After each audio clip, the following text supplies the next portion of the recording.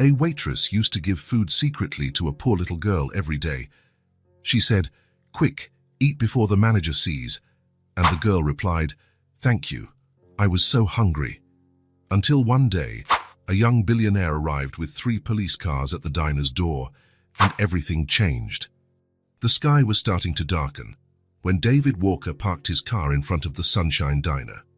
The warm, yellowish lights of the establishment were the only bright spot on that nearly deserted highway. After 5 hours of non-stop driving, he needed a strong coffee and something to eat. The small town of Pine Grove was never in his plans. It was just a necessary detour after the main highway was closed due to an accident. It was such a tiny place that it barely showed up on digital maps, the kind of town where everyone knows each other, and a new face is immediately noticed.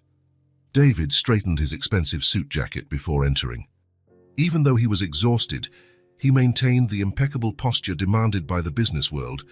No one would ever guess, by looking at this controlled, composed man, that deep inside he carried a void as big as the universe. The little bell above the door chimed when he walked in. The smell of frying oil and coffee filled his senses. The diner was almost empty, just an elderly couple at a corner table and a trucker at the counter. A blonde waitress with her hair in a ponytail approached him with a tired but genuine smile. "Welcome to the Sunshine. What can I get you?" she asked, holding a worn-out notepad between her fingers. "Coffee. Extra strong. And a roast beef sandwich, if you have it. Coming right up in about 5 minutes," she replied, turning toward the kitchen. David surveyed the place as he waited. Worn red vinyl seats, old photos of the town on the walls, a flickering neon sign. It was the kind of place that seemed frozen in time. Under normal circumstances, he wouldn't have stopped there. But now, 2 years after the tragedy, he had learned that control was just an illusion. Life could change in an instant. On the opposite side of the room, a muted local news broadcast was playing on TV. David watched the images for a moment. The same stories as always: politics, the economy, the world moving on as if nothing had happened. As if lives weren't cut short every day. The waitress returned with his order. Her name tag read Emily. She placed the plate on the table with care and filled his coffee cup. "Need anything else?" "No, thanks," he replied, noting how Emily seemed distracted, constantly glancing at the clock on the wall and toward the kitchen door. David ate slowly. The coffee was surprisingly good.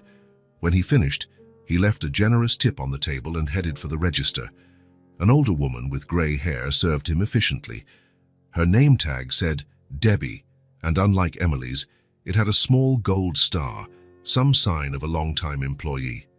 "First time in Pine Grove?" she asked casually. "Yes." "I'm just passing through." "That's what they all say," she smiled. "And some of them end up staying." David forced a polite smile in return. There was nothing that could keep him there or anywhere else. In the past 2 years, he had become a nomad disguised as an executive. Hotels, airports, and meeting rooms were just backdrops for his endless search. "Is there a decent hotel in town?" he asked, putting away his change. "The Pine Lodge, 2 blocks down the street. It's not fancy, but it's clean." "Thank you." He turned to leave, but Debbie added, "The customer restroom is out of order. If you need one, you can use the staff bathroom. Just go down the hallway and exit through the side door." David thanked her with a nod. He did need to wash his hands before getting back into the car. He followed the indicated hallway, past the employee's restroom, and decided to exit through the diner's side door, preferring to return to the parking lot without walking around to the main street. That was when he saw it. A scene so unexpected that it stopped him in his tracks. Near the dumpsters, partially hidden by the shadow of the building, stood a small girl. She couldn't have been more than 6 years old. Tangled brown hair fell across her face as she devoured something from a plastic plate. Her clothes were dirty and far too large for her frail body. Clutched tightly to her chest, even as she ate, was a threadbare brown teddy bear, worn out by time and constant use. The bear had a small patch on its right arm, a patch David knew all too well. He had clumsily sewn it himself on the night Ava tore the bear during a game. He could have bought another identical bear. He had plenty of money, but Ava insisted she wanted Mr. Hugs fixed, not replaced. David instinctively stepped back, hiding behind a column. His heart pounded violently in his chest. The diner's back door opened, and Emily the waitress emerged carrying another plate, covered by a napkin. "I brought a bit more fries," she whispered, crouching next to the girl. "Quick, before the manager sees." The girl lifted her gaze, her eyes shining with gratitude. "Thank you, Emily. You can't stay here too long today. Bobby's in a bad mood and already asked about missing food." The little girl nodded, understanding her situation with a sadness far too heavy for her age.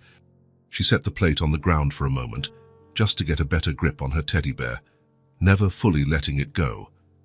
Emily gently ruffled her hair before going back inside, casting a wary glance around to make sure no one had seen them. David watched in silence, a lump forming in his throat. It was a scene that shouldn't exist in a developed country. A child eating scraps next to the trash. He decided to approach. Maybe he could help somehow. Offer money so that the girl could have a decent meal, maybe even a place to stay. He took 2 steps toward the girl when she, and sensing his presence, turned around. The world stopped. The air left David's lungs. A buzzing sound filled his ears. Those eyes. He knew those eyes. The shape of her face, the tiny birthmark near her lip, the way she tilted her head slightly when looking up. It was impossible. It was a miracle. It was a nightmare, right there, clinging to the same teddy bear he had bought for her 3rd birthday, was Ava, his daughter, missing for 2 years. Searched for in every state, in every city. Her face had been on posters, websites, TV broadcasts. Ava, whom the police had practically given up on finding. Ava, whose bedroom remained untouched in his mansion, like a shrine of hope. Ava, for whom he cried every night, when no one could see the once mighty David Walker torn to pieces. The girl did not recognize him. Her eyes showed only the natural wariness of a child facing a stranger. She quickly hugged her teddy bear tighter, her shield against the world, and stood, holding the now empty plate. "I'm sorry, sir. I'm leaving," she murmured, clearly accustomed to being chased away. David opened his mouth, but no sound emerged. He wanted to scream her name, run to her, hug her so tightly she would never vanish again. But shock paralyzed him, and a rational voice inside his mind warned, if he startled her, she might run away. He could lose her again. So, with a superhuman effort, he simply smiled and spoke gently. "It's all right, sweetheart. You're not bothering me." She looked at him in surprise. Adults were rarely kind, and then quickly disappeared down the alley beside the diner, clutching her teddy bear, almost tripping over her own feet in her rush to get away. David remained there, motionless for a long moment, his body trembling. Then, unsteadily, he returned to his car and sat behind the wheel, his hands gripping it so tightly his knuckles turned white. He needed to think rationally. He needed to be sure. How many 6-year-old girls had brown hair and big eyes? Could it be a cruel coincidence, his mind playing tricks, seeing his daughter in every child? But that teddy bear, Mr. Hugs, as Ava called him, with the patch on the right arm where she had torn it while playing, there couldn't be 2 identical bears with exactly the same patch. With shaking hands, David started the car and drove out of the lot. He circled the block slowly, looking for any sign of the girl, but she was gone. He headed to the hotel Debbie had recommended, checked in mechanically, and went up to the assigned room. Once alone, he collapsed onto the bed. His mind was a whirlwind. Could it really be her? If so, how had she ended up there? Who had left her in that condition? Where was she living? Why didn't she recognize him? David took out his wallet and pulled out the photo he always carried. Ava smiling, hugging the teddy bear on the last Christmas before her disappearance. He compared it mentally to the girl he had just seen. Even with the dirt, even with her messy hair, it was her, his Ava. He picked up his phone and hesitated. Call the local police. Wait, what if he was wrong? What if he alerted whoever was with her? She could disappear again. Better to observe first, confirm, set everything up carefully. David opened his laptop and began searching. Information on Pine Grove, the local social services system, custody laws, anything that might help. Then he typed an email to his lawyer, explaining the situation and requesting that he gather all necessary documents to prove Ava was his daughter. By 3 in the morning, he was still awake, sitting by the hotel window, staring at the deserted street. Somewhere in that small town, Ava was sleeping, probably hugging Mr. Hugs, as she always did. The only constant in the chaos her life had become. A tear slid down David's face. 2 years of a desperate search, offered rewards, hired detectives, a marriage broken under the pressure of loss, a business almost abandoned, and now, by a twist of fate, a blocked road, an unplanned stop, he had found what all his wealth and power had failed to retrieve. When the first light of dawn touched the horizon, David already had a plan. He called his most trusted private detective and an old contact at the federal police. He explained the situation, asked for discretion but speed. Then he took a shower, changed clothes, and went downstairs for breakfast.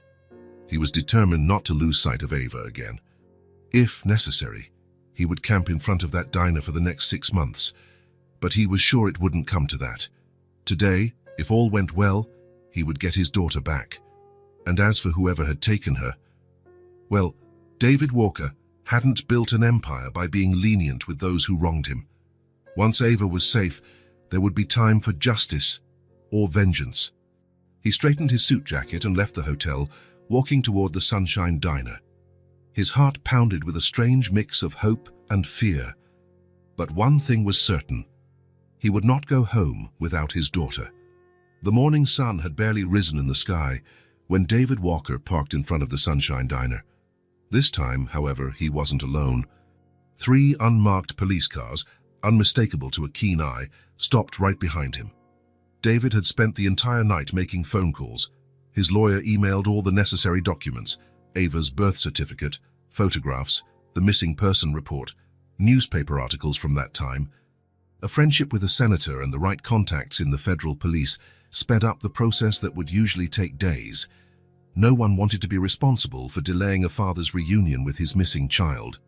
"Remember," David told Detective Carter, who was leading the operation, "we need to be careful. She may be frightened, confused. I don't want anyone traumatizing her further." Carter nodded. With 20 years of service, specializing in missing children's cases, he understood the delicacy of the situation. "We'll let you make the initial contact. We'll be here for support if needed," the detective replied. The other 2 officers stayed near their cars while David and Carter headed to the diner entrance. From inside, David could see that the place was busier than the previous night. Workers grabbing breakfast before their shift, a few tourists passing through town. Emily, the waitress, was serving a table near the window. When she saw David, something changed in her expression.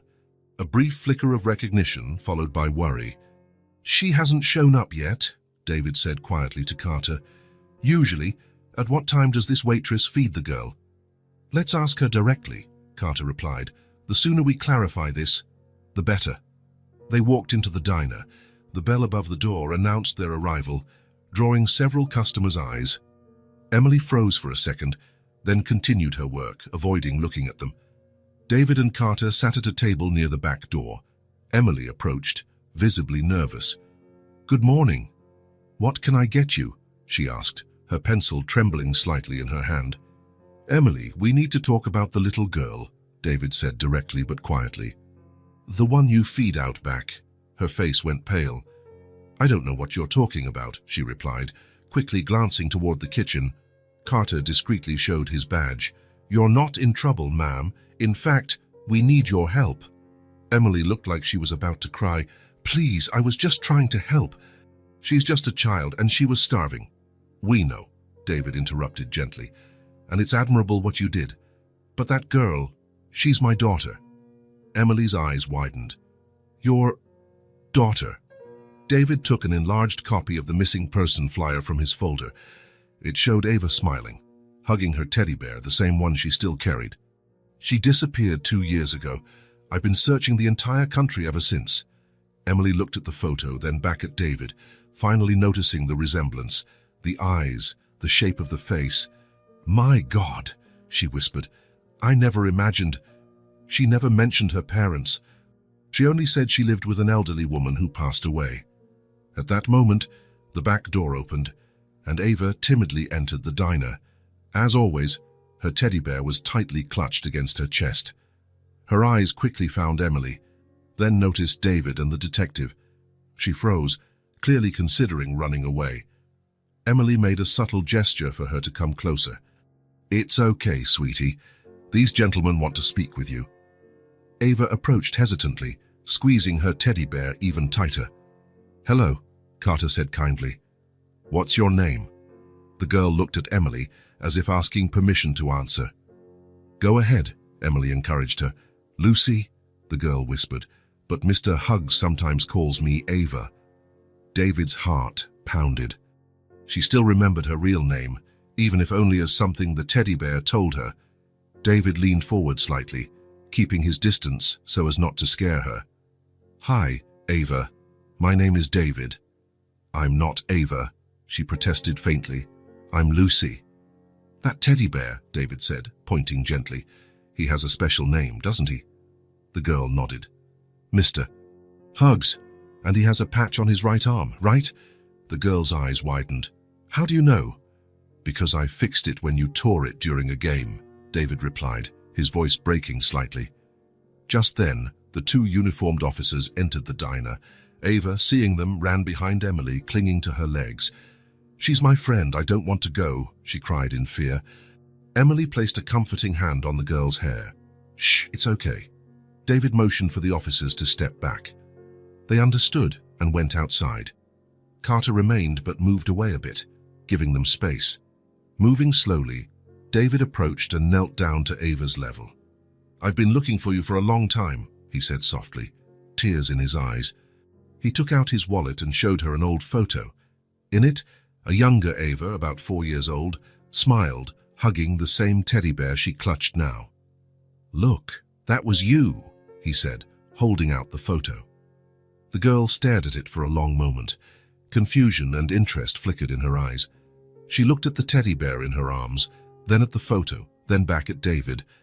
"Why do you have a picture of me?" she finally asked. "Because I'm your father, Ava. I'm your dad, and I've never, ever stopped looking for you." The diner had gone quiet. Every customer, the cook peeking through the kitchen window, everyone was watching with a mix of astonishment and emotion. Emily gently suggested, "Let's talk somewhere more private. We can use the staff room." David nodded gratefully. Carter, David, and Emily, with Ava still clinging to the waitress, walked to the small employee break room. There was a round table and some old chairs. Once seated, David waited for Ava to calm down before trying again. "Do you remember anything, Ava, about your home? Your life before?" The girl hugged her teddy bear even tighter, as if seeking courage from it. "I don't remember much," she finally said. "There was an old lady who took care of me. She called me Lucy, but Mr. Huggs always called me Ava."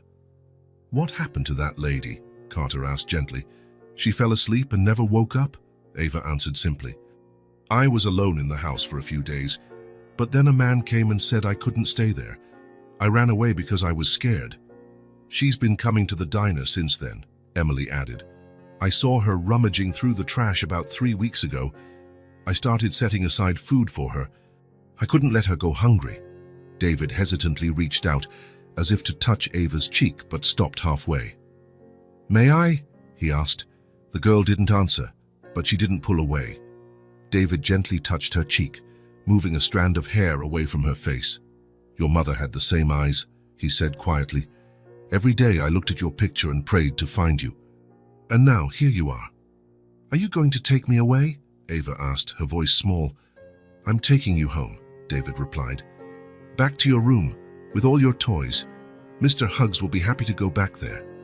Something flickered in Ava's eyes, maybe a distant memory, or maybe just the desire for a safe place to call home. She looked at Emily, still unsure. "Can Emily visit us?" she asked. "Of course she can," David said, looking gratefully at the waitress. "She's always welcome." Emily smiled through the tears now streaming down her face.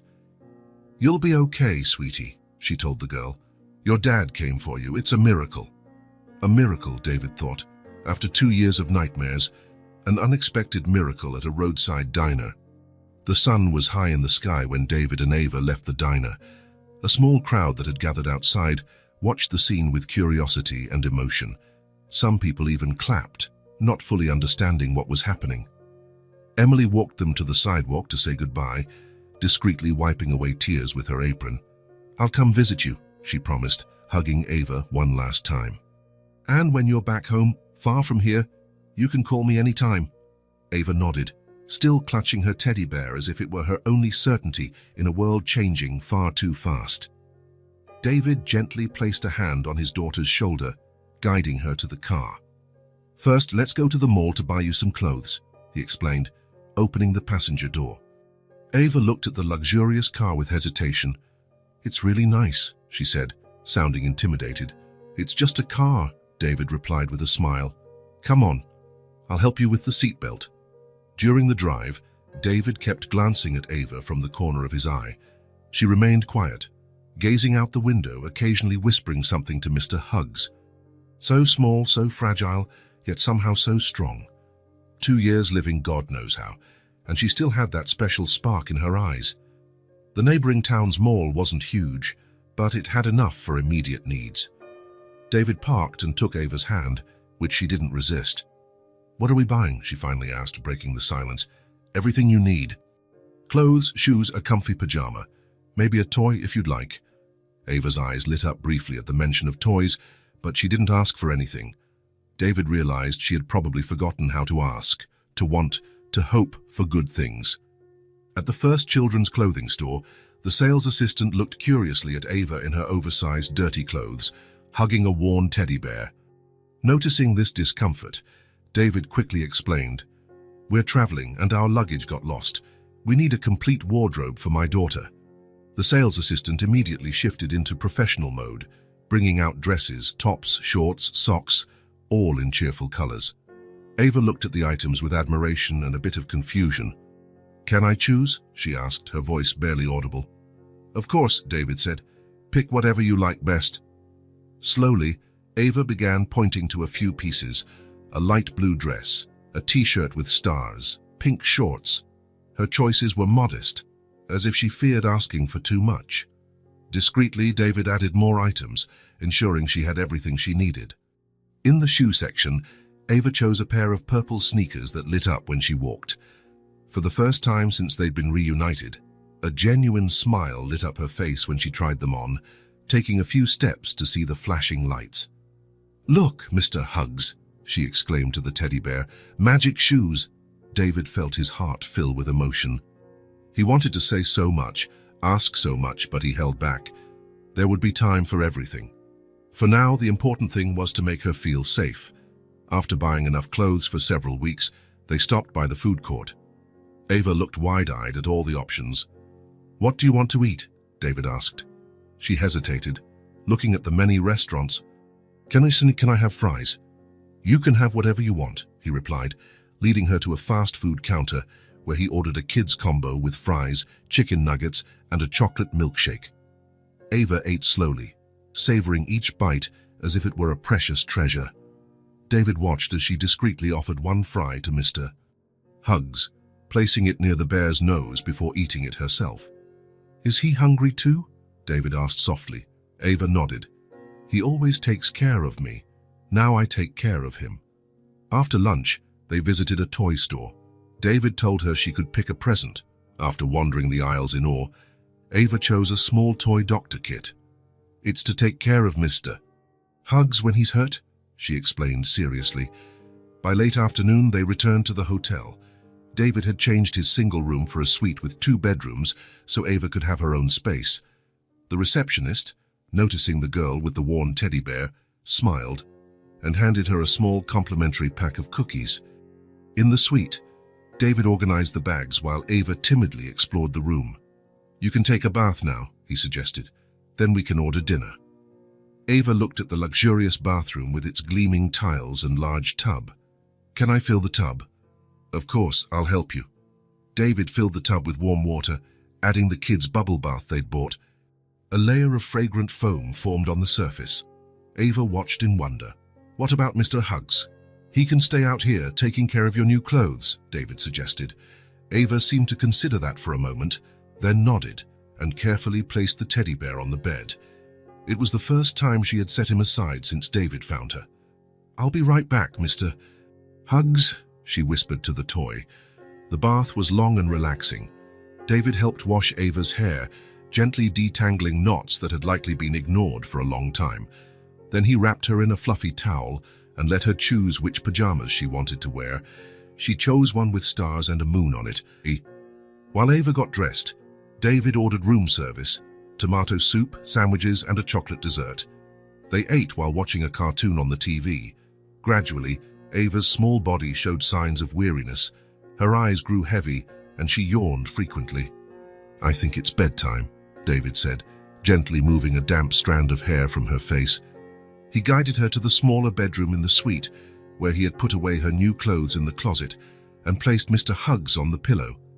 Ava climbed onto the bed and immediately hugged the bear. "Is it comfy?" David asked, tucking the blankets around her. Ava nodded, sinking into the soft pillow. "The bed is warm. I'll leave the bathroom light on and the door cracked open in case you need anything during the night. I'll be in the other room, right there." Ava looked at him for a moment, her big eyes reflecting the soft glow of the bedside lamp. "Are you really my dad?" she asked, her voice almost a whisper. David felt a lump in his throat. "Yes, Ava. I'm your dad, and I've spent every day of the last 2 years searching for you." She seemed to ponder that, hugging her teddy bear tighter. "Good night, Dad." "Good night, my little one," he replied, leaning down to kiss her forehead. At the doorway, David stopped and looked back.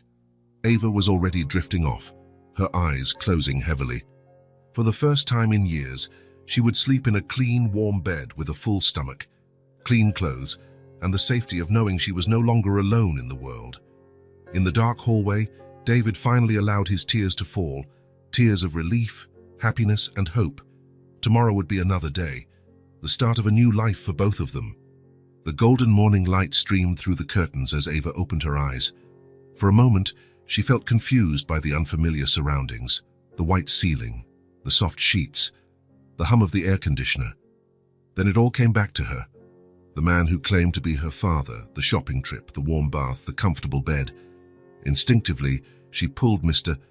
Hugs close to her chest. The teddy bear, with its patch on the right arm, was the only constant in her life for the past years. "Good morning, Mr. Hugs," she whispered, as she did every morning. "I guess it wasn't a dream." She heard movement in the next room. Sitting up, still clutching the bear, she waited. Soon David appeared in the doorway, already dressed.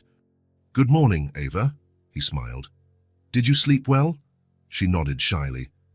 "The bed is really soft. Breakfast is served in the sitting area. After that, we need to go back to the diner to say goodbye to Emily. Today, we're going home." Home. The word sounded strange to Ava. For the last few years, home had been a series of temporary places. The old lady's apartment, improvised shelters, hidden corners of the city, never anything permanent, never anything truly hers. After breakfast, Ava put on her new blue dress and the light-up sneakers. David helped comb her now clean, shiny hair. She looked like a different child, nothing like the disheveled girl who ate in secret behind the diner. On the way back to the Sunshine Diner, Ava watched the small town through the car window, seeing it from a new perspective. She was no longer a lost child, she was just passing through. "Will Emily be sad?" she asked suddenly. David, surprised by the question, answered carefully, "She'll miss you, for sure, but she'll be happy knowing you're going home, with your family." The diner was busy when they arrived.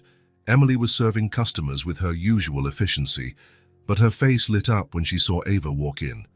She quickly handed off an order and approached them. "Just look at you," she exclaimed, admiring the child's transformation. "You look so beautiful." Ava grinned, pointing at her shoes. "Look, they flash when I walk." Emily crouched down to see better, making an exaggerated show of admiration, while Ava bounced on her toes to show off the lights. Then the waitress looked at David, a silent question in her eyes. "We came to say goodbye," he explained. "It's time to take Ava home." Emily nodded, understanding. Despite the sadness in her eyes, there was also relief, knowing the girl was safe and had a real chance at life. "Debbie," she called to the cook, "can you cover my tables for a minute?" The gray-haired woman waved a hand from the kitchen, and Emily led David and Ava to the same back room where they had talked the previous day. Once alone, Emily knelt in front of Ava. "I'm going to miss you so much, sweet girl," she said, holding the girl's little hands. "Me too," Ava replied, her voice thick with emotion. "For you were nice to me, and to Mr. Hugs." Emily smiled, gently touching the teddy bear's nose. "Mr. Hugs, make sure you take good care of her on the trip, okay?" David watched, deeply moved. After a moment, he stepped forward. "Emily, I'll never forget what you did, feeding a child you didn't know, risking your job. Not many people would do that." "I only did what anyone should do," she said modestly. "But now it's time for her to go home," David added. "To her real home." Emily nodded, tears in her eyes. She opened her arms, and Ava threw herself into a tight hug. The little girl buried her face in the waitress's shoulder, taking in for the last time her familiar scent of coffee and cheap perfume. "Be happy, Ava," Emily whispered, "and remember there are always good people in the world." When they finally pulled apart, Emily discreetly wiped a tear. David handed her a business card. "My personal number and address. Call anytime you want to visit. You'll always be welcome." Emily took the card and carefully tucked it into her apron pocket. She walked them to the diner's door, where several curious customers watched. Some even clapped, having heard rumors of the incredible reunion story. In the car, Ava looked one last time at the diner and at Emily waving from the sidewalk. Then she hugged Mr. Hugs tighter and turned to face forward. "We're going home, Mr. Hugs," she said softly. "Our real home." David started the engine, pulling away from Pine Grove and its residents. Ahead lay miles of highway and the beginning of a new life. The drive took almost 6 hours. David drove carefully, occasionally checking on Ava, who alternated between dozing and long periods gazing at the landscape. Mr. Hugs remained firm in her arms, like a silent guardian of her secrets and fears. They stopped a few times to use the restroom, grab a snack, stretch their legs. Each time, David noted that Ava became more comfortable in his presence. There still wasn't the natural closeness of father and daughter, but tiny threads of reconnection were weaving themselves. During a break at a roadside cafe while eating sandwiches, Ava looked at David curiously. "Is our house big?" she asked, chewing slowly. David hesitated. How did he explain to a child who'd been living on the streets that she was going back to a 20-room mansion? "Yes, it's pretty spacious," he finally said. "You'll have lots of room to play." Ava nodded, thoughtful. "Are there other kids there?" Another tricky question, how to explain the half-brother she didn't know existed. "There's a baby," he said cautiously. "Your brother. His name is Thomas, and he's almost 2. Ava's eyes widened. "I have a brother." "Yes. He was born after you, after we were separated." The girl seemed to process this slowly, clutching Mr. Hugs to her chest. "Will he like me?" she asked in a small voice. David felt a twinge in his heart. "He'll love you, Ava. Everyone will." The question about everyone hung in the air, but Ava didn't press further. They finished their meal in silence and got back on the road. "Does Rachel still live with us?" Ava asked suddenly, startling David. He almost slammed the brakes in shock. You remember Rachel?" Ava looked at Mr. Hugs as if he had spoken. "Mr. Hugs remembers a bit." David chose his words carefully. "Yes, Rachel still lives with us. She's my wife and your little brother's mother." Ava said nothing else, just squeezed the teddy bear tighter and turned to look out the window again. David noticed her small fingers nervously stroking the patch on Mr. Hugs's arm, a gesture that seemed automatic, as if it soothed her. The rest of the journey went by in relative silence. Ava fell asleep in the back seat. Still clutching the teddy bear, David watched her in the rearview mirror, torn between awe and anguish. How was it possible she was here after so long? And what had really happened during those 2 years? By the time they reached the outskirts of the city where they lived, the sun was beginning to set. City lights flickered on one by one, and traffic grew heavier. Ava woke to the urban noise and shrank back into the seat, clearly uncomfortable with the commotion after so much time in a quieter town. "We're almost there," David assured her. "Our house is in a quieter area, away from all this noise." And indeed it was. About 20 minutes later, driving through tree-lined streets in an exclusive neighborhood, they passed through a large wrought-iron gate. The Walker property, with its extensive gardens and imposing house at the center, appeared before them like something from another world. David watched Ava's reaction in the rearview mirror. She stared wide-eyed, her mouth slightly open in wonder. She looked from the house to Mr. Huggs, as if checking with the bear to confirm it was real. "We're here," David announced, parking in front of the main entrance. They got out of the car slowly. Ava held the teddy bear in one hand and gripped David's hand with the other. Her eyes roamed over the manicured gardens, the marble fountain, and the large windows reflecting the sunset glow. For a moment, it seemed she recognized the place, but then the expression faded, replaced by apprehension. "It's so big," she whispered, squeezing David's hand. "You'll get used to it," he said with an encouraging smile. "There are lots of fun spots to play in." The huge oak door opened before they reached the steps. A woman of around 35, with impeccably styled dark hair and wearing an elegant outfit, appeared in the doorway. Her face held a carefully composed smile, though her eyes showed tension. "You did it," she said to David, her voice controlled. "You actually found her." David nodded, gently squeezing Ava's hand. "Rachel, look who's come home." The woman stepped forward, kneeling to Ava's height. "Hello, Ava. It's good to have you back." Something in her tone was off, an excessive formality, like she was greeting an unwelcome guest rather than a stepdaughter lost for 2 years.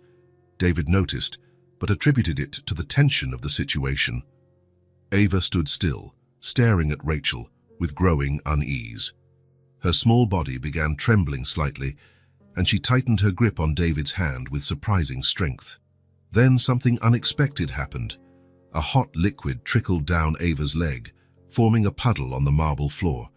She had wet herself, something that hadn't happened once on the journey. But the most shocking was her next reaction. Ava let go of David's hand, backed away several steps, and pointed at Rachel, her eyes filled with terror. "You're mean!" she screamed, her high voice loaded with fear. "You're mean! Mean!" Rachel paled, standing up quickly. David was momentarily paralyzed, torn between comforting Ava and understanding what was happening. "Ava, sweetheart," Rachel tried, her smile faltering. "You must be confused. It's me, Rachel." "No!" Ava screamed even louder, backing up until she bumped into David's legs. Mr. Huggs was now pressed against her face, as though she were trying to hide behind him. A heavy silence fell. David felt his heart clench at the terror on his daughter's face. Rachel let out a nervous laugh, a forced, tense sound. "David, obviously she's traumatized by everything she's been through. She's mixing things up." David knelt down and pulled Ava into a protective hug. The child trembled like a leaf in the wind, her eyes fixed on Rachel with a disturbing mix of terror and anger, unusual for a 6-year-old. "She's been through a lot," David said, his voice tense. "We need to be patient." In truth, Ava's reaction deeply disturbed him. Children are often good judges of character, and this visceral response didn't feel like confusion or general trauma. It was specific, directed, as if Rachel posed a real threat. "Let's go inside," he continued, lifting Ava into his arms. "She needs dry clothes and some time to calm down." Rachel nodded, clearly shaken, stepping aside to let them pass. A housekeeper appeared discreetly in the hall, likely alerted by the commotion. "Martha, please prepare a warm bath in Ava's bathroom," David instructed. "And bring clean towels." "Yes, sir," she said, casting a curious glance at the trembling child in David's arms before hurrying off. "Should I call a doctor?" Rachel asked, keeping her distance. "Maybe she needs sedatives or something." David frowned. "Sedatives? She's a child, Rachel, not a wild animal. She just needs time to adjust." Rachel raised her hands defensively. "I'm only trying to help. I don't want her to suffer." There was a hint of insincerity in her words that David couldn't ignore. Or maybe he was imagining it, fueled by Ava's inexplicable reaction. "I'll take her upstairs," he said, ending the conversation. Rachel remained in the hall while David carried Ava up the stairs. The girl kept her face buried against his neck, still trembling, still gripping Mr. Huggs like her life depended on it. "Don't let her get me," Ava whispered. "Please, Dad, don't let her." Her words cut into David like a blade. "Nobody's going to take you, Ava. I'm here now." "I'm here." They reached the second floor and walked down a long corridor to a white door painted with small, colorful flowers. David paused, taking a deep breath. "Your room," he said softly. "It's just like you left it." He opened the door to reveal a spacious, bright bedroom. The walls were a soft shade of blue. The canopy bed covered by a star-patterned quilt, shelves filled with books and toys, a dollhouse in the corner. Everything remained intact, as though waiting for her. Even the wall calendar still marked the date of her disappearance. David had insisted on preserving it, even when detectives suggested it would be better to move on, even when Rachel argued that seeing the empty room every day only increased his pain. He had kept everything exactly as it was, even the calendar. Gently, David set Ava down. She looked around, her eyes taking in every detail of the room. For a moment, fear gave way to curiosity, then recognition. "I remember," she murmured, taking a few tentative steps toward the bed. "I remember my toys." She approached a shelf where various stuffed animals were lined up. She touched a pink plush rabbit reverently, then a long-necked giraffe. "They waited for me," she said, turning to David with tears in her eyes. "Every single day," he confirmed, his voice thick with emotion, "just like I did." Martha entered then, announcing the bath was ready. David thanked her and asked for a few minutes alone with Ava. When they were alone again, he sat on the edge of the bed, watching as his daughter rediscovered her space. She walked around carefully, touching objects as if to confirm they were real. "Ava," he called gently, "can we talk about what happened downstairs?" The girl froze, fear returning to her eyes. She ran to David and clung to his legs. "I'm scared," she confessed, "but I can't explain. That woman scares me."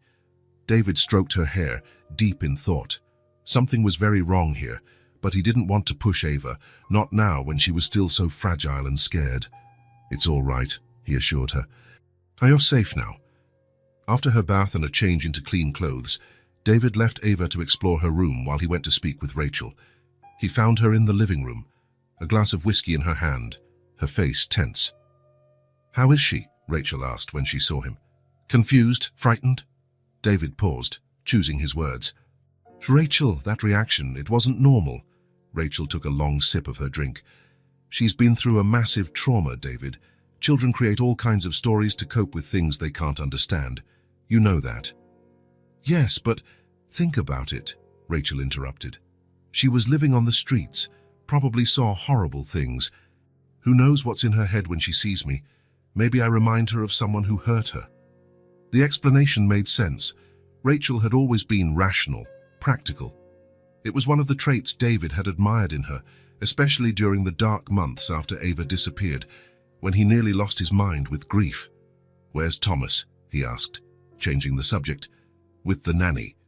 I thought it best not to overwhelm her with too many people at once." "That's sensible," David agreed. "I'll go back and check on her. I'll order dinner in about half an hour." Rachel nodded, but before David left, she asked, "Did she say anything about what happened, about who took her?" There was a strange urgency in her voice that David couldn't decipher. "Not yet. It's too soon." Back in Ava's room, David found her sitting on the floor, surrounded by old toys. She seemed calmer now, talking quietly to Mr. Huggs while arranging dolls in a circle. "Are you all right?" he asked, sitting on the floor beside her. Ava nodded, but her eyes betrayed an internal storm. "Dad," she said after a pause, testing the word as if tasting it. "Why does she seem different now?" David frowned, confused. "Different how?" "More fake," Ava said, searching for the right word. "She smiles, but her eyes don't smile."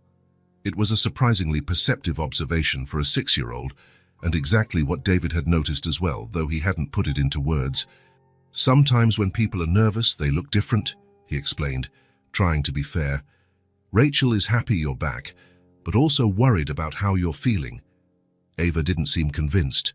She hugged Mr. Huggs tighter, whispering something in his plush ear. "What did Mr. Huggs say?" David asked gently. "He said he's scared of her too," Ava replied, her voice almost inaudible. A chill ran down David's spine. He knew the teddy bear was merely a channel for Ava's own thoughts and feelings, but there was something unsettlingly genuine about her statement. "We'll have dinner soon," he said, changing the subject. "But if you prefer, we can eat right here in your room." Ava's eyes lit up at that suggestion. "Can we eat here? Like a picnic?"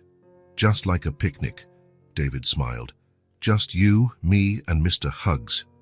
The relief on Ava's face was palpable. She clearly didn't want to face Rachel again, at least not yet. David ordered dinner to the room: tomato soup, grilled cheese sandwiches, and chocolate pudding for dessert. They ate seated on the floor, using a large napkin as their picnic blanket. Ava even set aside a small piece of her sandwich for Mr. Huggs, carefully placing it near his plush nose. During the meal, David watched Ava relax more and more. She even smiled a few times, a genuine smile that lit her eyes. Perhaps things could return to normal after all. Perhaps time would heal the wounds that troubled her. After dinner, David helped Ava get ready for bed, brushing her teeth, combing her hair, helping her into one of the new pajamas they'd bought, the one printed with stars and moons, matching the room decor. "Want me to tell you a story?" he offered, tucking the blankets around her. Ava nodded enthusiastically, hugging Mr. Huggs. "The one about the bunny who wanted to reach the moon." David smiled, touched that she remembered.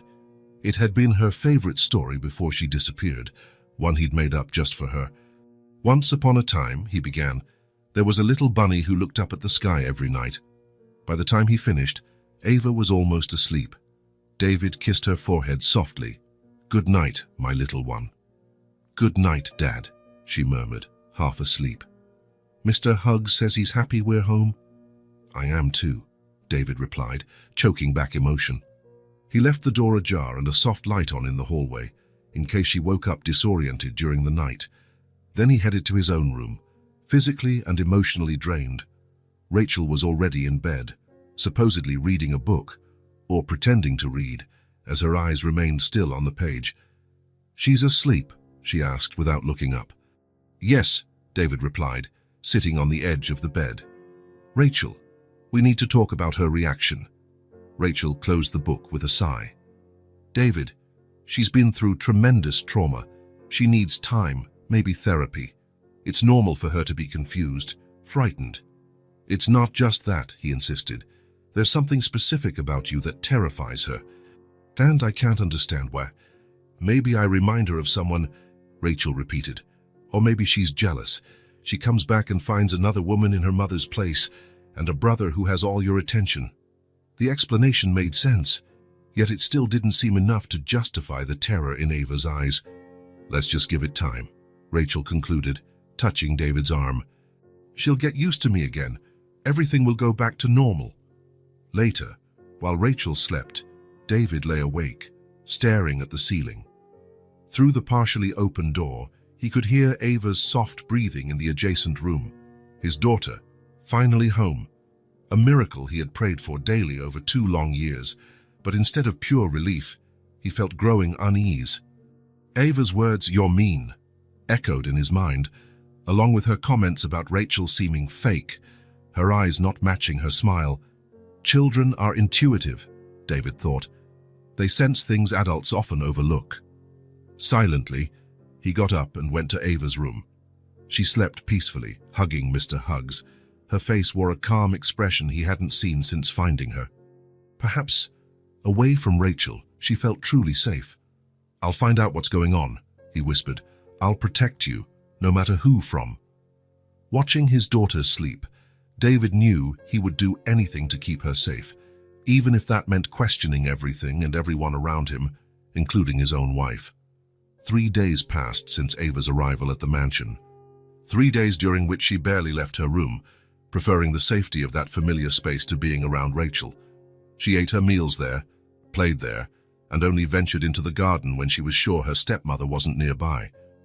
David split his time between work, unavoidable even now, and caring for his newly returned daughter. He slept little, worried about how Ava was adjusting. The child therapist, Dr. Sarah Mitchell, was set to begin sessions the following week, but until then, he navigated blindly through the turbulent waters of childhood trauma. On the morning of the fourth day, while having breakfast with David on a small terrace adjoining her room, Ava asked an unexpected question. "Can I meet my brother today?" David nearly choked on his orange juice. Until then, Ava had shown little interest in the baby, keeping her distance from anything related to the life David had built during her absence. "So of course," he answered, trying not to sound too excited. "Thomas usually plays in the playroom after breakfast. We can go see him whenever you'd like." Ava nodded thoughtfully, holding Mr. Hugs against her chest as she always did when nervous. "Do you think he'll like Mr. Hugs?" "I'm sure he will," David smiled. "Thomas loves stuffed animals." An hour later, father and daughter walked hand in hand down the hallway leading to the west wing of the mansion, where the playroom was located. Ava was visibly tense, her steps hesitant. "What if he doesn't like me?" she whispered. "That's impossible," David replied confidently. "You're the coolest big sister ever." They reached the playroom door and David crouched to Ava's eye level. "Ready?" She took a deep breath and nodded. David opened the door, revealing a colorful room filled with toys. In the center, on a large padded mat, was Thomas, a sturdy boy of almost 2, with dark hair like Rachel's and bright blue eyes. The nanny, a middle-aged woman named Nancy, supervised his play. Thomas looked up, curious when they entered. For a moment, he stared at Ava with that serious scrutiny only toddlers have. Then, unexpectedly, he smiled, a wide smile, showing baby teeth. "Hi, Thomas," David said softly. "David, this is your sister, Ava." The boy babbled incomprehensibly but clearly excited, extending one of his colorful blocks toward Ava. The girl looked at David, who nodded encouragingly. Then, still clutching Mr. Hugs, Ava approached slowly and sat on the mat next to her brother. "Hi, Thomas," she said timidly. "I'm Ava, and this is Mr. Hugs." Thomas immediately showed interest in the teddy bear, reaching out with chubby hands to touch it. Ava hesitated, but then, to David's surprise, she held the bear out for him to inspect. "You can hold him, but be gentle. He's very old." Thomas handled the worn teddy with a surprising reverence for a toddler, touching the patch on its arm curiously, then handing it back to Ava. He picked up one of his own teddy bears and offered it to her. "Looks like he wants to share," Nancy said, smiling. "That's Mr. Bubbles, his favorite." Ava accepted the small blue teddy, examining it as carefully as Thomas had examined Mr. Hugs. Then, to everyone's astonishment, she smiled, a genuine smile that lit up her face like a sunbeam after a long storm. "Can I play with you, Thomas?" she asked. The boy responded with a cheerful giggle, pushing more blocks toward her. David felt a lump in his throat. For the first time since their reunion, he saw Ava genuinely relax, acting like a normal 6-year-old. With Thomas, there were no layers of trauma or distrust, just a simple, pure sibling bond. Quietly, he signaled to Nancy, who understood and left the room, letting him watch his children interact. Ava was already building a tower with the blocks, patiently explaining to Thomas what she was doing. He watched, fascinated, occasionally trying to help, more often knocking down what she'd built, which, surprisingly, made Ava laugh instead of getting upset. That's how Rachel found them half an hour later. She paused in the doorway, her expression impossible to read. There was surprise, certainly, but also something else. Worry, discomfort. "I didn't know you were here," she said, her voice controlled. Immediately, Ava's posture changed. The spontaneity vanished, replaced by that familiar tension. She clutched Mr. Hugs again like a shield. "Ava wanted to meet Thomas," David explained, trying to keep his tone light. "They're getting along really well?" Rachel forced a smile that didn't reach her eyes. "That's wonderful. Thomas could really use the influence of a big sister." She lingered in the doorway, silently watching. Thomas, oblivious to the tension, kept playing, glancing at Ava, who now seemed torn between wanting to continue their game and wanting to flee Rachel's presence. Noticing his daughter's dilemma, David intervened. "Rachel, could you check with Martha about lunchtime? I was thinking of taking the kids for a picnic in the garden afterward." It was a transparent excuse to get her to leave, but Rachel simply nodded and left without argument. As soon as she was gone, Ava visibly relaxed. "She doesn't like me playing with him," she whispered to Mr. Huggs, but loud enough for David to hear. "Of course she does," he replied automatically, though part of him wondered if there was some truth in Ava's words. In the following days, a routine emerged. Every morning after breakfast, Ava visited Thomas in the playroom. Their bond grew daily. She told him made-up stories, helped him with simple puzzles, sang lullabies David never knew she remembered. Thomas, for his part, adored his sister. His eyes lit up whenever she walked in, and he had even learned to say a rough version of her name. Ava came out as Abba, but the intention was clear. Rachel watched all this from a distance, always silent. When David asked why she seemed reserved, she gave vague excuses. She was busy with an upcoming charity event, worried about a slump in the shares of a company they'd acquired, needing space to process so many changes.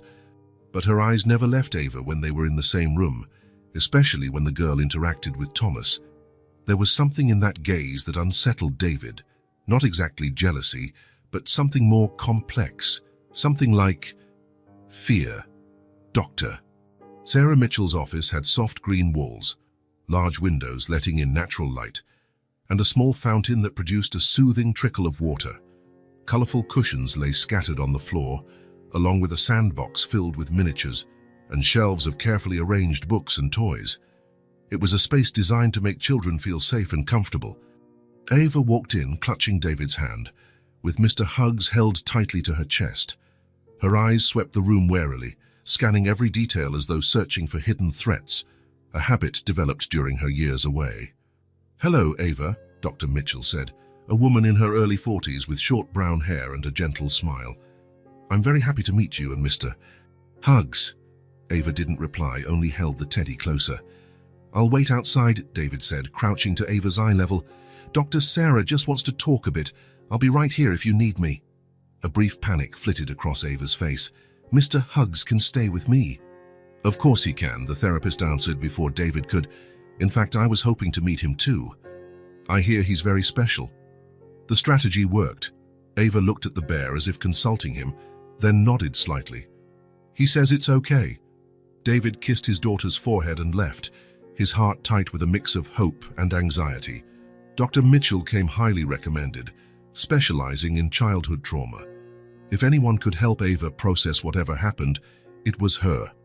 In the waiting room, he flipped through magazines without really seeing them, his mind on the personal drama unfolding in his life. Ava's relationship with Thomas continued to blossom. During those moments, she acted like a normal 6-year-old. With Rachel, however, the tension persisted, maybe even worsened. Ava avoided being alone with her stepmother at all costs and had nightmares almost every night. When the office door finally opened an hour later, David sprang up, relieved to see Dr. Mitchell's calm expression. "How did it go?" he asked, as Ava ran to hug his legs. "It was a good start," the therapist said. "Ava is very smart and perceptive. Could we talk in private for a moment?" He nodded, then turned to his daughter. "Ava, how about you color for a bit while I talk to Dr. Sarah? There's a little drawing table right there." Ava didn't look thrilled, but she agreed, taking Mr. Huggs with her to the small child-sized table. "In the adjoining office, yeah, Doctor." Mitchell closed the door and gestured for David to take a seat. "Mr. Walker, I'll be direct. Ava has been through significant trauma. Children her age usually can't hide or fully repress traumatic events, but they also can't process them like adults." "Did she talk about what happened?" "Not directly. Today was mostly therapeutic play. She set up several scenes in the sandbox. One of a girl separated from her family, an adult female figure who took her away, a strange house where she felt sad." David felt his blood turn cold. A female figure. Did she say who it was? Dr. Mitchell shook her head. "No, and I didn't want to push her on the first session, but I'm especially interested in her connection to the teddy bear." "Mr. Huggs," She never lets go of him. Exactly. He seems to function as a particularly powerful transitional object. Ava talks to him constantly, gives him opinions and memories. It's like part of her traumatic memory is displaced onto the bear. David frowned, trying to understand. You're saying Mr. Hugs knows things she can't consciously remember. In simple terms, yes, it's a fascinating defense mechanism. The teddy bear represents a piece of her that holds painful memories, allowing her conscious mind some distance from the trauma. The therapist paused. Mr. Walker, I need to ask, was there any conflict between Ava and your wife before the disappearance? Anything that might explain her extremely negative reaction now? The question took David by surprise. He ran a hand through his hair, thinking, not that I recall. Rachel and Ava seemed fine, at least on the surface. Rachel had little experience with kids, but she was trying. We were all still adjusting. I see. Let's continue sessions twice a week, as planned. Over time, Ava should be able to express more of what she went through. In the following weeks, Ava's routine included regular visits to Dr. Mitchell. Gradually, the girl began to enjoy the sessions, even asking when her next one would be. The therapist used various techniques, drawings, adapted fairy tales, music, role-playing games, all designed to help Ava process her feelings in a safe environment. After the fourth session, Dr. Mitchell showed David a drawing Ava had made, a small house with a dark-haired adult figure outside, turning her back on a crying little girl inside the house. She said this was the old lady's house, where she stayed after being taken, the therapist explained. When I asked who the dark-haired woman was, she said she didn't know the name, just that it was the person who didn't want her anymore. David studied the drawing, feeling a chill down his spine. The dark hair, drawn with thick, angry lines, inevitably reminded him of Rachel. But it could be any dark-haired woman, he reminded himself. He couldn't jump to conclusions. She's starting to trust enough to talk about what happened, Dr. Mitchell continued. It's a slow process, but we're making progress. At home, David noticed small changes in Ava. She seemed more centered, less prone to startling and panic attacks. Her nightmares grew less frequent, and although she still avoided Rachel, she no longer showed pure terror in her presence. One night, while tucking her into bed, Ava surprised David with a question. Dad, Dr. Sarah said it wasn't my fault. What wasn't your fault, sweetheart? Being taken away. She said kids are never to blame when grown-ups do bad things. David felt a knot in his throat. She's absolutely right. None of this was your fault, Ava. Not one bit. The girl was quiet for a moment, hugging Mr. Hugs. I think he's starting to remember more, she said at last. Mr. Hugs. Ava nodded solemnly. He didn't want to remember before, because it was too sad. But Dr. Sarah said talking about sad things helps them not be so scary. David gently stroked her hair, amazed by her resilience. Dr. Sarah is very wise. One day, Ava whispered, already half asleep, Mr. Hugs will tell everything, and then we won't be scared anymore. That night, watching his daughter sleep, David realized Dr. Mitchell was right. Therapy was working. Slowly, word by word, session by session, Ava was rebuilding not just her memories, but her ability to trust, to feel safe in the world. The full truth of what had happened remained in the shadows, protected by a child's traumatized mind, and perhaps by the plush arms of an old teddy bear. But for the first time since their reunion, David felt genuine hope that the truth, whatever it was, would come to light. And when it did, he would be ready to face it, no matter who was implicated. Night had fallen quietly on the Walker mansion. Only a gentle breeze rustling the garden trees broke the perfect silence. David was in his office, poring over documents that couldn't wait, despite everything going on in his personal life. The company didn't stop, and he had to maintain at least a semblance of normality. Rachel had retired early, complaining of a migraine. Thomas was sleeping soundly in his room, monitored by the baby monitor. And Ava, after her usual bedtime routine of a bath, a story and a good-night kiss, was also asleep, clinging to her constant companion, Mr. Hugs. The grandfather clock in the hallway struck midnight when David finally closed his laptop. He rubbed his tired eyes and stood up, stretching muscles stiff from hours in the same position. Quick check on the kids before bed, he thought, as he did every night since Ava's return. He climbed the stairs silently, first stopping by Thomas's room. The toddler slept on his back, arms flung wide as if hugging the whole world in his dreams. David smiled, adjusted the blanket, and softly shut the door. He walked down the hallway to Ava's room, where the door was ajar, just the way she preferred, allowing a bit of light to spill in from the corridor, keeping nighttime fears at bay. He was about to peek in when he heard it. A low moan, then another, louder, and then, no. His body froze, all senses on high alert. A nightmare. Ava was having a nightmare. Heart pounding, he pushed the door all the way open. Ava was tossing and turning, her face contorted in terror, her hands clutching Mr. Huggs so tightly her knuckles were white. "Don't leave me, please, come back," she muttered between sobs. David rushed to the bed, carefully sitting on the edge. "Ava," he called softly, not wanting to startle her further. "Ava, sweetheart, it's just a dream. I'm here." Suddenly she opened her eyes, a scream tearing from her throat. "No!" Her entire body was shaking, her pajamas drenched in sweat. For a moment, her gaze darted wildly around the room, not recognizing it or David. Then awareness returned. "Dad!" she cried, throwing herself into his arms, Mr. Huggs wedged between them. "It's okay, my little one. It was just a nightmare," he murmured, stroking her hair. "I'm here now, nothing's going to hurt you." Ava sobbed into his chest, her small body shaking with the force of her tears. "It was so real, so real." "Do you want to tell me about it?" he asked gently.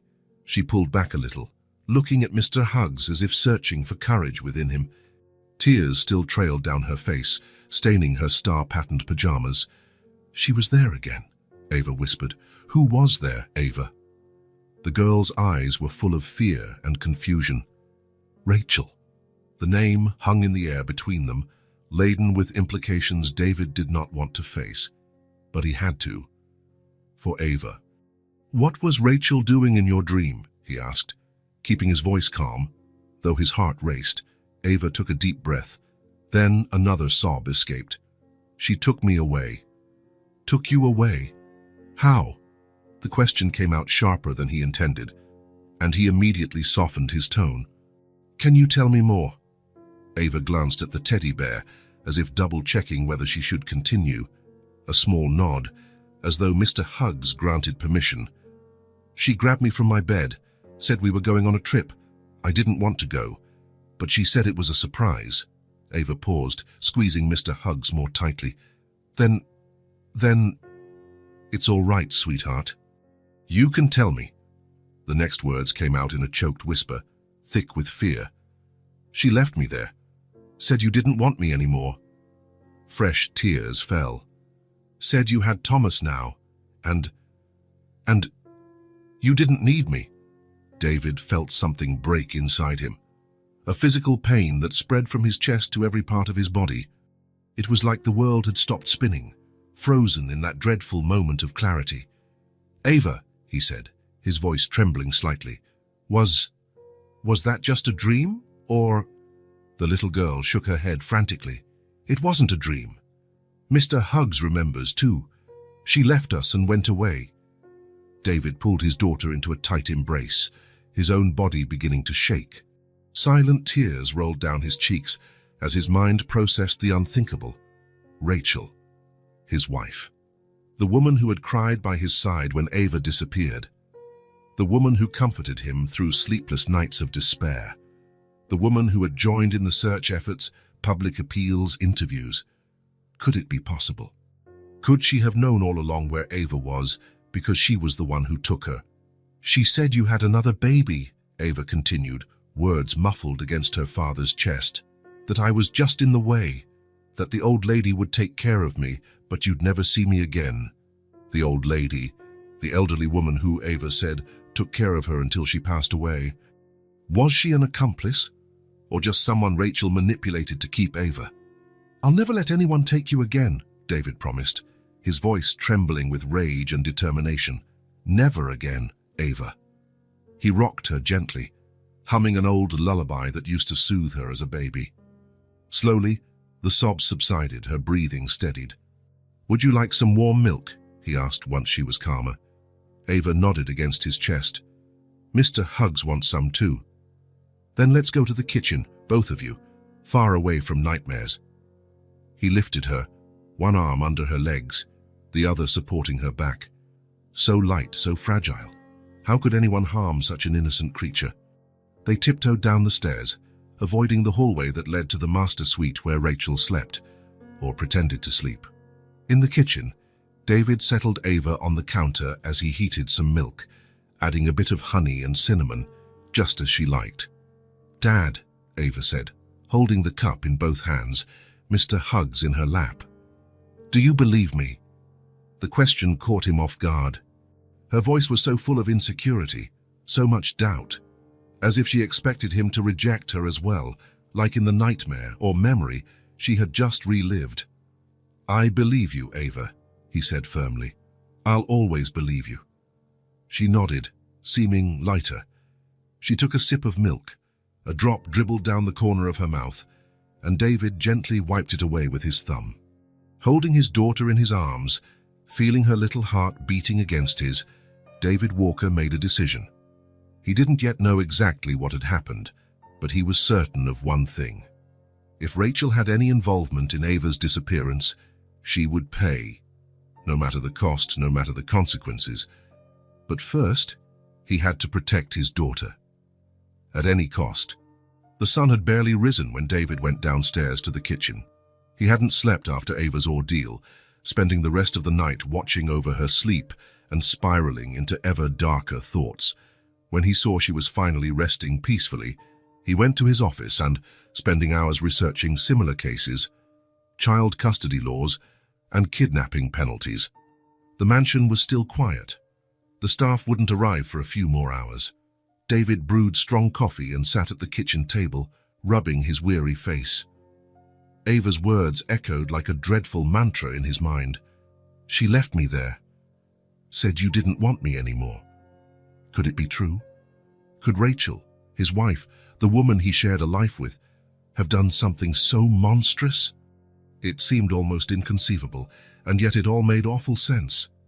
Ava's visceral fear, her bodily reactions, the bedtime accidents, these were not things a child could just fake. "You're up early," came Rachel's voice. He startled. She stood in the doorway, wearing a navy blue silk robe, her hair perfectly styled even at this hour. As always, impeccable. "Couldn't sleep," he replied, watching her closely. Rachel poured herself some coffee and sat across from him. "Work problems?" Ava had a nightmare. Something flickered in Rachel's eyes, so quick David might have imagined it. Poor child. After everything she's been through, it's no wonder. David took a sip of his coffee, stalling for time. He had to address it carefully. If his suspicions were correct. "It was a very specific nightmare," he finally said, "about the day she disappeared." Rachel raised an eyebrow. "Did she remember something useful? Something that might help identify who took her?" The studied calm in her voice sent a chill down David's spine. "Actually, yes," he replied, keeping his eyes locked on hers. "She said it was you, Rachel, that you took her away and abandoned her, claiming I didn't want her anymore." The silence that followed was dense, almost tangible. Rachel didn't move, though her face turned slightly pale. Then, very slowly, she set her cup down on the table. "David," she said, her voice gentle and reasonable, "you can't be serious. I'm just repeating what Ava said." Rachel shook her head, offering a sad smile. It was a nightmare. Children have vivid imaginations, especially after trauma. This didn't feel like an ordinary nightmare, Rachel. "Of course not," she said, leaning forward. "It's based on her fears. She disappeared, endured who knows what, and now she's processing it. It's perfectly normal for her to project her fears and confusion onto familiar faces." The argument was logical, rational, exactly what Dr. Mitchell had explained about how children cope with trauma. And yet, the conviction in Ava's eyes, she was so certain, Rachel.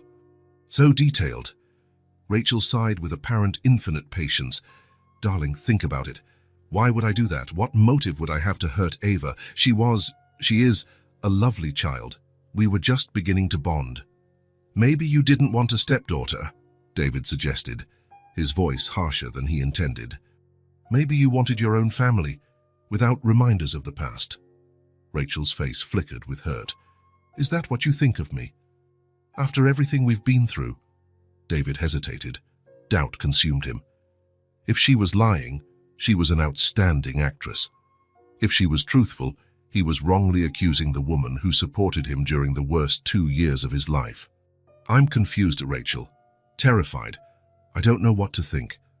She reached across the table, lightly touching his hand. I know you are.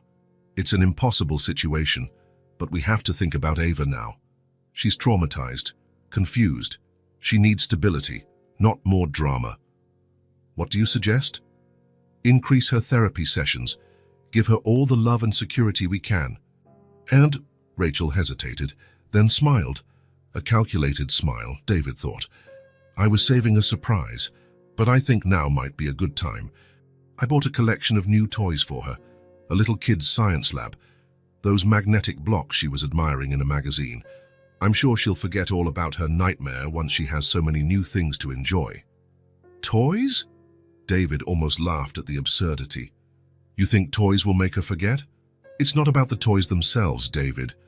It's about showing her she has a place here, that she's loved, that she belongs in this family. Rachel squeezed his hand. We'll get through this together, as a family. Trust me. And that was the crux, wasn't it? Trust. Could he trust Rachel or Ava? An adult capable of complex manipulation, or a traumatized child with fragmented memories? I'll think about it, he finally said, withdrawing his hand. Meanwhile, I want you to keep some distance from Ava. Rachel's smile faltered for an instant. If that's what you think is best. But it'll only prolong the situation. She rose gracefully. I'll be in my office if you need me. David watched her leave the kitchen, her confident stride, her relaxed shoulders, the very picture of wronged innocence. Could he be mistaken about her? Could it be that Ava, in her confusion and trauma, created a distorted version of events? He finished his coffee and grabbed his phone. First, he called Dr. Mitchell, requesting an emergency appointment for that very morning. Then he dialed another number, that of the private investigator he'd hired during the search for Ava. Jenkins, it's David Walker. I need a discreet job. He paused, drawing a shaky breath. I want you to investigate my wife. Everything about her for the last 2 years, especially any connection to an elderly woman who might have passed away recently, and I need it as fast as possible. Hanging up, he felt a strange heaviness in his chest. He never imagined he'd reach this point, hiring someone to spy on his own wife. But when it came to Ava's safety, there were no lines he wouldn't cross. The soft sound of footsteps made him turn. Ava stood in the doorway, hugging Mr. Huggs, her eyes still puffy from last night's tears. Morning, sweetheart, David said, trying to sound normal. Did you sleep better after the milk? She nodded, approaching cautiously. Is Rachel here? She's in her office. Don't worry. Ava visibly relaxed. She climbed onto one of the tall kitchen stools, placing Mr. Huggs carefully beside her. I'm hungry, she announced. Pancakes, David suggested, grateful for a moment of normalcy, with chocolate syrup.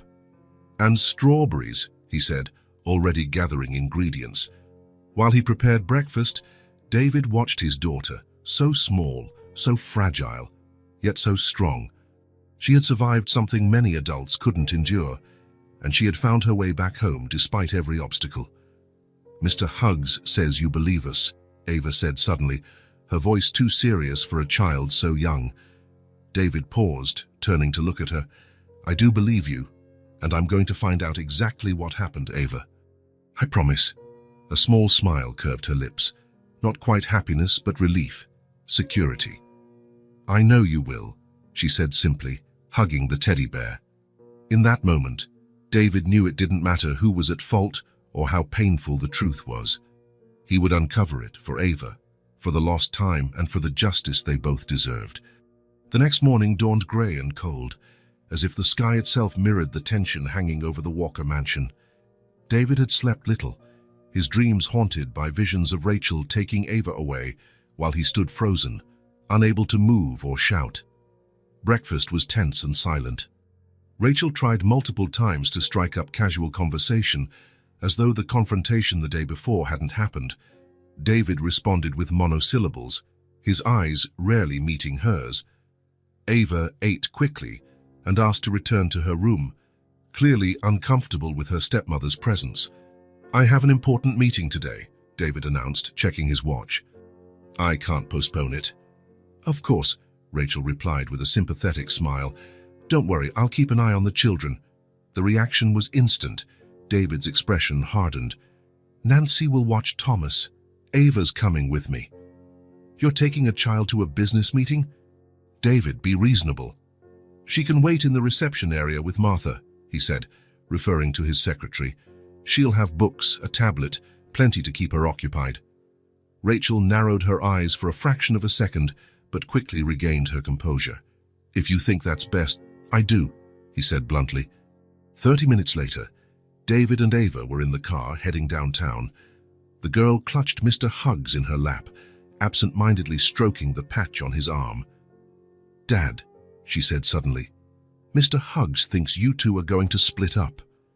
David nearly swerved at the bluntness of her statement. "Ava, things are complicated right now," he answered carefully. "But I don't want you to worry about that. What matters is that we're together again, and that won't change." She nodded, apparently satisfied, and turned to watch the city pass by through the window.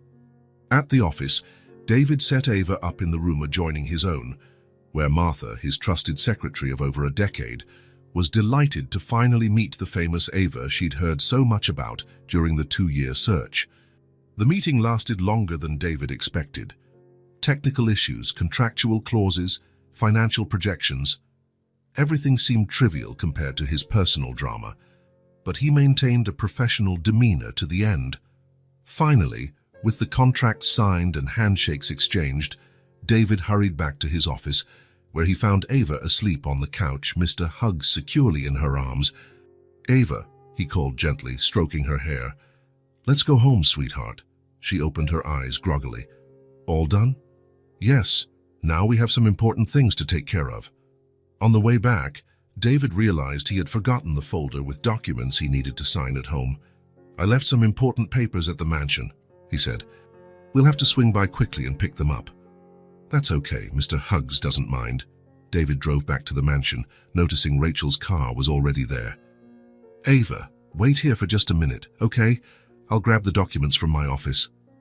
The girl nodded, hugging Mr. Huggs. David entered through the front door, making a beeline for his office on the first floor. He was about to open the door when he heard Rachel's voice inside, on the phone, louder and more strained than usual. "No, Mark, you don't understand the seriousness of this," she said. David starting to suspect the girl is remembering things. A pause, as the person on the other end, her brother Mark, replied. "Of course I'm worried," she continued, her voice shaking slightly. "I never thought that girl would come back. I thought I was rid of her. The old lady should have taken the secret to her grave." The explicit confession hit David like a physical blow. He shoved the door open hard, revealing Rachel sitting at his desk, phone still pressed to her ear. "I can't believe you abandoned my daughter," he roared, shaking with fury. "How could I have been so blind?" Rachel went pale, dropping the phone. "David, it's not what it looks like." "Not what it looks like," he repeated, incredulous. "I just heard you confess, Rachel. You got rid of my daughter. You took her away." "David, please, let me explain," Rachel begged, standing up. "I was pregnant. I was scared. I wasn't thinking clearly." "Pregnant? You used our child as an excuse to get rid of my daughter." David's voice trembled with barely contained rage. "There is no explanation for what you did." At that moment, a small noise drew their attention to the door. Ava stood there, clutching Mr. Huggs against her chest, her little body trembling. "I told you," she murmured, staring directly at Rachel. "She left me, said you didn't want me." Rachel took a step toward the girl. "Ava, sweetheart, you don't understand." "Don't you dare go near her," David thundered, positioning himself protectively in front of his daughter. Ava clung to her father's leg, partially hiding behind him, but her eyes never left Rachel's, no longer terrified, but filled with a mixture of sadness and accusation far beyond her 6 years. "I want you out of my house," David said, his voice dangerously calm. "Right now, my lawyer will be in touch. I'm filing for divorce." "David, you can't do this," Rachel protested, panic finally breaking her controlled facade. "Thomas, he needs me." "Thomas will be fine. I can manage my children without you," David said, gently pulling Ava closer. "We'll have contact only for Thomas's sake. Nothing else." "You can't keep me away from my son," Rachel threatened, regaining some composure. "I'll fight for him in court." "Good luck explaining to a judge how you kidnapped my daughter," David replied icily. "I have enough evidence." Rachel's face twisted in shock and then fury. "You investigated me. How dare you steal 2 years of my daughter's life?" David's voice rose again. 2 years we can never get back." Rachel backed away, finally grasping the gravity of her situation. "How long do I have to pack?" 2 hours. "If you're not gone by then, I'll call the police." Rachel gave a rigid nod and left the office without looking back, her footsteps echoing in the hallway. As she disappeared, David knelt to Ava's eye level. "It's all right now, sweetheart. She can't hurt you anymore." Ava looked at him with a sad wisdom beyond her years. "Is she leaving forever?" "Yes. But Thomas will stay with us. It'll be the 3 of us now." The girl nodded, hugging Mr. Huggs. "He said you'd believe me. He always knew." David gathered his daughter into a tight hug, silent tears escaping down his cheeks. "I'll always believe you, Ava. Always." For the next 2 hours, a tense silence filled the mansion. David took Ava to the garden, where they played with Thomas, trying to maintain a semblance of normalcy. The toddler, unaware of the drama, giggled and ran between his father and sister, his innocence a poignant contrast to the grim events unfolding. From upstairs came occasional noises, drawers opening and closing, hurried footsteps. Rachel packing her things, preparing to leave the life she had built on a terrible lie. Exactly 2 hours later, she came down the stairs with 2 large suitcases. Her face was expressionless, a perfect mask of composure. "May I say goodbye to Thomas?" she asked, her voice surprisingly steady. David hesitated, then nodded. She deserved that much. Not for her sake, but for Thomas's. Rachel knelt before her son, who toddled over with outstretched arms, oblivious to the tension.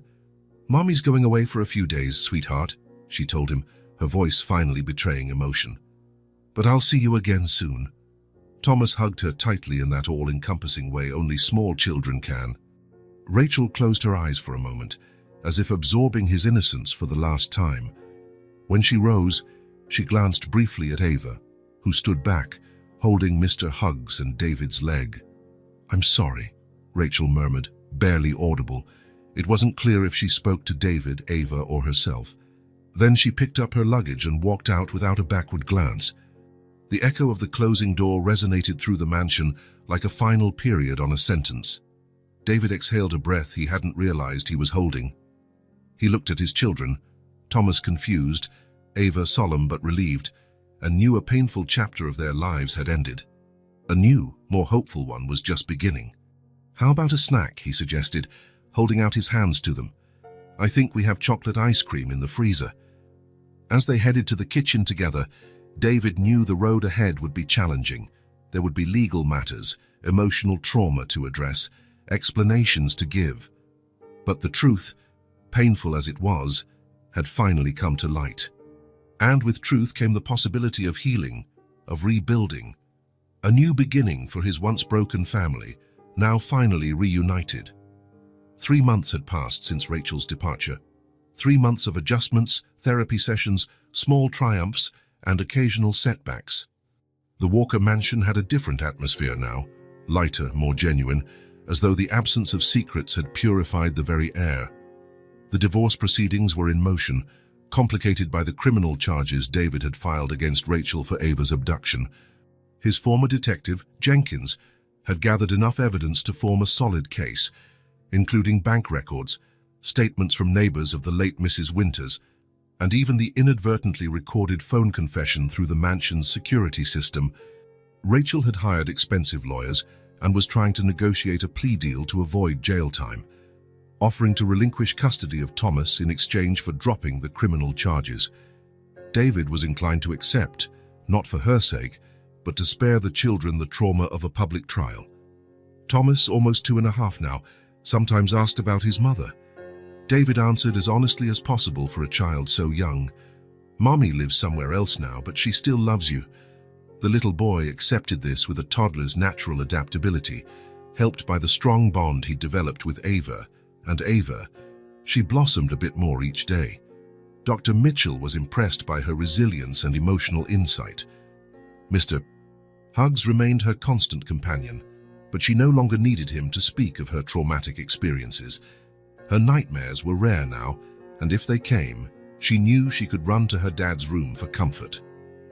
It was a particularly calm Sunday afternoon. Autumn had turned the mansion's garden into a tapestry of golden and red hues.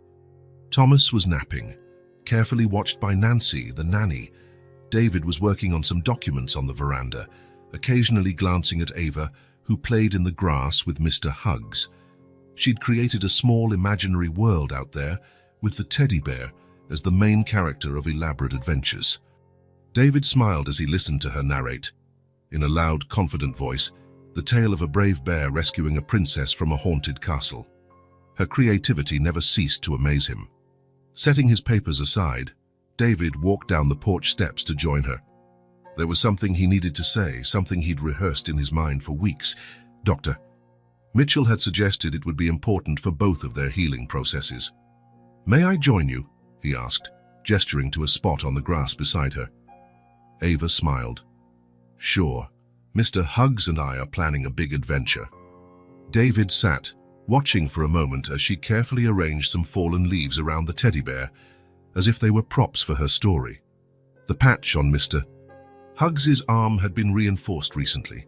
David had insisted on doing it himself, continuing the tradition he'd started years ago. "You know, Ava," he began gently, choosing his words, "I've been thinking a lot about everything that happened, how everything changed." She paused her play, sensing the seriousness in his tone. With a maturity that sometimes startled him, a reminder of what she'd endured, Ava sat up, placing Mr. Hugs in her lap. "Honey, I need to apologize," David said softly but firmly, "for not believing you, for letting you suffer, for not finding you sooner." Ava looked at him with those big eyes that seemed to see beyond his words. "I should have realized," he continued. "I should have seen the signs. Rachel was in my house, raising my son while you were—" His voice broke. "It wasn't your fault, Dad," Ava said simply. "In a way, it was. I trusted the wrong person. I let her deceive me." David took a deep breath. "But now Rachel is gone from our lives, and I promise, from the bottom of my heart, nothing and no one will separate us again." For a moment, they sat in silence, only the sound of rustling leaves filling the space between them. Then Ava moved closer, resting her head on his shoulder and whispering, "I knew you would find me." Her simple words hit David deeply. There was no reproach, no anger, only an unwavering faith that somehow had survived 2 years of abandonment and lies. David closed his eyes, overcome, and hugged her tightly. For the first time since their reunion, he felt their family was truly whole. Not perfect, not without scars, but whole in its own way. "Mr. Hugs knew too," Ava added, glancing at the teddy. "He reminded me of you every day." David smiled through his tears. "Then I owe him a thank you as well." Ava nodded seriously, holding the bear so David could speak directly to him. It was their little game now, treating Mr. Hugs like a true member of the family, with his own opinions and memories. "Thank you, Mr. Hugs," David said solemnly, "for taking care of my girl when I couldn't." "You're welcome," Ava answered in a low voice, moving the teddy's arms slightly. "It was my job." They both laughed, the solemn mood broken by the playful exchange. David ruffled his daughter's hair affectionately. "How about a snack? I think we still have some of those cookies you like." "Yes, Mr. Hugs is hungry too." Hand in hand, father and daughter walked back into the house, leaving behind the fallen leaves and the serious words they had exchanged. Some scars would never fully fade, David knew, but scars also meant healing. 6 months later, the familiar jingle of the doorbell sounded as David and Ava entered the Sunshine Diner. The place looked exactly as they remembered. Red vinyl booths, the smell of coffee and home cooking, neon lights flickering in the window. Emily had her back turned in taking an order when the bell rang. She turned automatically, her professional smile forming, only to transform into astonishment and then pure joy when she recognized her visitors. "Ava, Mr. Walker," she exclaimed, nearly dropping her order pad. "Oh my goodness, I can't believe it." She rushed over, crouching down to hug Ava, who still held Mr. Hugs in one arm while extending the other for the embrace. "You've gotten so tall," Emily said, pulling back to look at her. "And so pretty." It was true. Ava had grown almost an inch in recent months. Her hair, now neatly trimmed and styled, shone with health. But the most noticeable difference lay in her eyes. The fear was gone, replaced by a quiet confidence. "We're just passing through town," David explained. "We couldn't leave without stopping by." "Come, sit," Emily insisted, leading them to a booth. "Coffee's on the house." Debbie, the veteran cook, appeared at the kitchen window, her face lighting up in a smile upon recognizing them. A few of the customers glanced their way curiously, some remembering the drama that had unfolded there months before. As Emily hurried off to fetch drinks and snacks, David pulled an envelope from his jacket pocket. When she returned, he handed it to her. "What's this?" Emily asked, puzzled. "I bought this place," David said simply. "It's yours now. Thank you for saving my daughter." Emily's mouth fell open. She looked from the envelope to David, speechless. I can't accept this. It's too much." "Please," David insisted. "It's nothing compared to what you did. When everyone else walked on by, you stopped to help a hungry child, and that changed everything." Tears welled up in Emily's eyes. She turned to Ava, who gave a timid smile. "I brought you a present too," Ava said, taking a neatly wrapped package from her small backpack.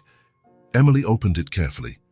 Inside was a new apron, a vibrant shade of blue, with detailed embroidery on the front, a diner, a teddy bear, and a little girl, and below it, in delicate stitching, "You saw me when no one else did." "I embroidered it myself," Ava said proudly. "Dad taught me." Emily couldn't hold back her tears now. She hugged the apron to her chest, then kneeled to hug Ava again. "Thank you," she whispered, her voice thick with emotion. "This means so much to me." David watched, heart full. It had been a long road since that first night he had seen Ava eating behind the diner. There had been pain, betrayal, and anger, but also healing, forgiveness, and finally peace. "So what happens now?" Emily asked after pulling herself together and wiping her tears. "Where are you headed?" David glanced at Ava, who was happily nibbling a French fry. Mr. Hugs sat beside her, as always. "Home?" he answered simply. "We're going home." And for the first time in a long while, the word home meant exactly what it should. Not just a place, but a feeling of belonging, of safety, of a family finally made whole again. If this story touched your heart, subscribe to the channel and turn on notifications so you don't miss the next ones. Leave a like, because it helps this story get recommended to more people. See you in the next story.